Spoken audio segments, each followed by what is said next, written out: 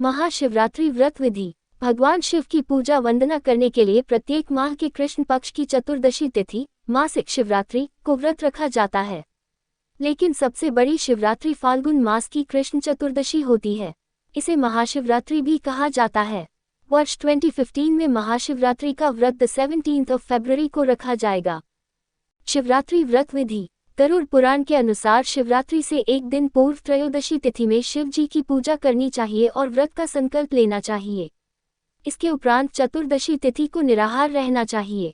महाशिवरात्रि के दिन भगवान शिव को जल चढ़ाने से विशेष पुण्य प्राप्त होता है।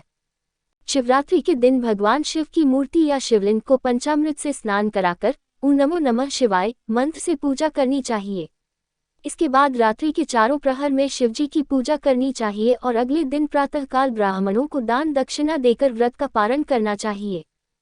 गरुड़ पुराण के अनुसार इस दिन भगवान शिव को बिल्वपत्र अर्पित करना चाहिए। भगवान शिव को बिल्वपत्र बेहद प्रिय है।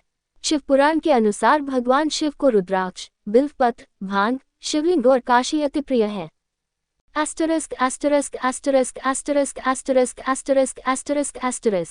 महाशिवरात्रि की कथा। पूर्व काल में चित्रभानु नामक एक शिकारी था। जानवरों की हत्या करके वह अपने परिवार को पालता था। वह एक साहूकार का कर्जदार था, लेकिन उसका ऋण समय पर न चुका सका। क्रोधित साहूकार ने शिकारी को शिवमठ में बंदी बना लिया। संयोग से उस दिन शिवरात्रि थी। शिकारी ध्यानमग्न होकर शिव संबंधी धार्मिक बातें सुनता रहा। चतुर्दशी को उसने शिवरात्रि व्रत की कथा भी सुनी। शाम होते ही साहूकार ने उसे अपने पास बुलाया और ऋण चुकाने के विषय में बात की। शिकारी अगले दिन सारा ऋण लौटा देने का वचन देकर बंधन से छूट गया। अपनी दिनचर्या की भांति वह जंगल में शिकार के लिए निकला, लेकिन दिन भर बंदी गृह में रहने के कारण भूख प्यास से व्याकुल था। शिकार खोजता हुआ वह बहुत दूर निकल गया। जब अंधकार हो गया तो उसने विचार किया कि रात जंगल में ही बितानी पड़ेगी। वह वन एक तालाब के किनारे एक बेल के पेड़ पर चढ़कर रात बीतने का इंतजार करने लगा। बिल्व वृक्ष के नीचे शिवलिंग था जो बिल्वपत्रों से ढका हुआ था। शिकारी को उसका पता न चला।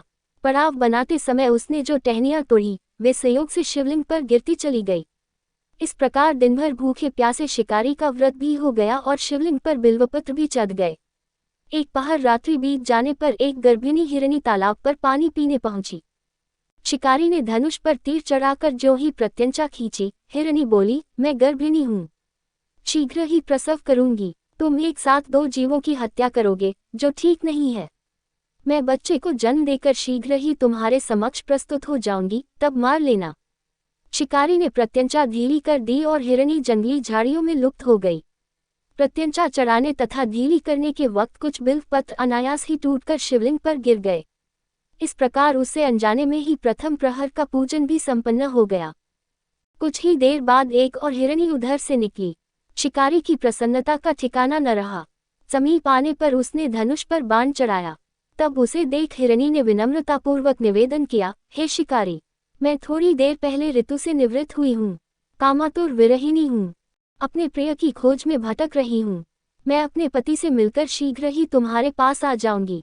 शिकारी ने उसे भी जाने दिया। 2 बार शिकार को खोकर उसका माथा ठनका। वह चिंता में पड़ गया। रात्रि का आखिरी पहर बीत रहा था।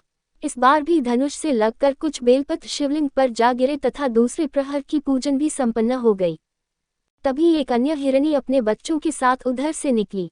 शिकारी के लिए ये स्वर्णिम अवसर था। उसने धनुष पर तीर चढ़ाने में देर नहीं लगाई।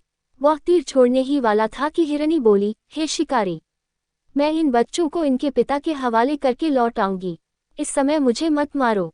शिकारी हंसा और बोला, सामने आए शिकार को छोड़ दूं, मैं ऐसा मूर्ख नहीं। इससे पहले मैं 2 बार अपना शिकार खो चुका हूँ। मेरे बच्चे भूख प्यास से व्यग्र हो रहे होंगे। उत्तर में हिरनी ने फिर कहा, जैसे तुम्हें अपने बच्चों की ममता सता रही है, ठीक वैसे ही मुझे भी। हे शिकारी, मेरा विश्वास करो, मैं इन्हें इनके पिता के पास छोड़कर तुरंत लौटने की प्रतिज्ञा करती हूँ। हिरनी का दीन स्वर सुनकर शिकारी को उस पर दया आ गई। उसने उस मृगी को भी जाने दिया। शिकार के अभाव में तथा भूख प्यास से व्याकुल शिकारी अनजाने में ही बेल वृक्ष पर बैठा बेलपत्र तोड़ तोड़कर नीचे फेंकता जा रहा था। पौ फटने को हुई तो एक हृष्टपुष्ट मृग उसी रास्ते पर आया। शिकारी ने सोच लिया कि इसका शिकार वह अवश्य करेगा। शिकारी की तनी प्रत्यंचा देखकर मृग विनीत स्वर में बोला, हे शिकारी, यदि तुमने मुझसे पूर्व आने वाली 3 मृगियों तथा छोटे छोटे बच्चों को मार डाला है तो मुझे भी मारने में विलंब न करो, ताकि मुझे उनके वियोग में एक क्षण भी दुख न सहना पड़े। मैं उन हिरनियों का पति हूँ। यदि तुमने उन्हें जीवनदान दिया है तो मुझे भी कुछ क्षण का जीवन देने की कृपा करो। मैं उनसे मिलकर तुम्हारे समक्ष उपस्थित हो जाऊंगा। मृग की बात सुनते ही शिकारी के सामने पूरी रात का घटनाचक्र घूम गया। उसने सारी कथा मृग को सुना दी। तब मृग ने कहा, मेरी तीनों पत्नियां जिस प्रकार प्रतिज्ञाबद्ध होकर गई हैं, मेरी मृत्यु से अपने धर्म का पालन नहीं कर पाएंगी। अतः जैसे तुमने उन्हें विश्वासपात्र मानकर छोड़ा है, वैसे ही मुझे भी जाने दो। मैं उन सबके साथ तुम्हारे सामने शीघ्र ही उपस्थित होता हूँ। शिकारी ने उसे भी जाने दिया। इस प्रकार प्रातः हो आई। उपवास, रात्रि जागरण तथा शिवलिंग पर बेलपत्र चढ़ने से अनजाने में ही पर शिवरात्रि की पूजा पूर्ण हो गई। पर अनजाने में ही की हुई पूजन का परिणाम उसे तत्काल मिला। शिकारी का हिंसक हृदय निर्मल हो गया। उसमें भगवत शक्ति का वास हो गया। थोड़ी ही देर बाद वह मृग सपरिवार शिकारी के समक्ष उपस्थित हो गया, ताकि वह उनका शिकार कर सके। किंतु जंगली पशुओं की ऐसी सत्यता, सात्विकता एवं सामूहिक प्रेम भावना देखकर शिकारी को बड़ी ग्लानि हुई। उसने मृग परिवार को जीवनदान दे दिया। अनजाने में शिवरात्रि के व्रत का पालन करने पर भी शिकारी को मोक्ष की प्राप्ति हुई। जब मृत्युकाल में यमदूत उसके जीव को ले जाने आए तो शिवगणों ने उन्हें वापस भेज दिया तथा शिकारी को शिवलोक ले गए। शिव जी की कृपा से ही अपने इस जन्म में राजा चित्रभानु अपने पिछले जन्म को याद रख पाए तथा महाशिवरात्रि के महत्व को जानकर उसका अगले जन्म में भी पालन कर पाए। तारांकन तारांकन तारांकन तारांकन तारांकन तारांकन तारांकन तारांकन तारांकन। शिवकथा का संदेश। शिकारी की कथानुसार महादेव तो अनजाने में किए गए व्रत का भी फल दे देते हैं, पर वास्तव में महादेव शिकारी की दया भाव से प्रसन्न हुए। अपने परिवार के कष्ट का ध्यान होते हुए भी शिकारी ने मृग परिवार को जाने दिया। ये करुणा ही वस्तुतः उस शिकारी को उन पंडित एवं पुजारियों से उत्कृष्ट बना देती है जो कि सिर्फ रात्रि जागरण, उपवास एवं दूध, दही एवं बेलपत्र आदि द्वारा शिव को प्रसन्न कर लेना चाहते हैं। इस कथा में सबसे महत्वपूर्ण बात यह है कि इस कथा में अनजाने में हुए पूजन पर विशेष बल दिया गया है। इसका अर्थ यह नहीं है कि शिव किसी भी प्रकार से किए गए पूजन को स्वीकार कर लेते हैं अथवा भोलेनाथ जाने या अनजाने में हुए पूजन में भेद नहीं कर सकते हैं। वास्तव में वह शिकारी शिव पूजन नहीं कर रहा था।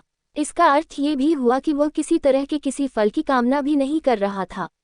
उसने मृग परिवार को समय एवं जीवन दान दिया जो कि शिव पूजन के समान है। शिव का अर्थ ही कल्याण होता है। उन निरीह प्राणियों का कल्याण करने के कारण ही वह शिव तत्व को जान पाया तथा उसका शिव से साक्षात्कार हुआ। परोपकार करने के लिए महाशिवरात्रि का दिवस होना भी आवश्यक नहीं है। पुराण में 4 प्रकार के शिवरात्रि पूजन का वर्णन है। मासिक शिवरात्रि, प्रथम आदि शिवरात्रि तथा महाशिवरात्रि। पुराण वर्णित अंतिम शिवरात्रि है नित्य शिवरात्रि। वस्तुतः प्रत्येक रात्रि ही शिवरात्रि है अगर हम उन परम कल्याणकारी आशुतोष भगवान में स्वयं को लीन कर दे तथा कल्याण मार्ग का अनुसरण करें, वही शिवरात्रि का सच्चा व्रत है।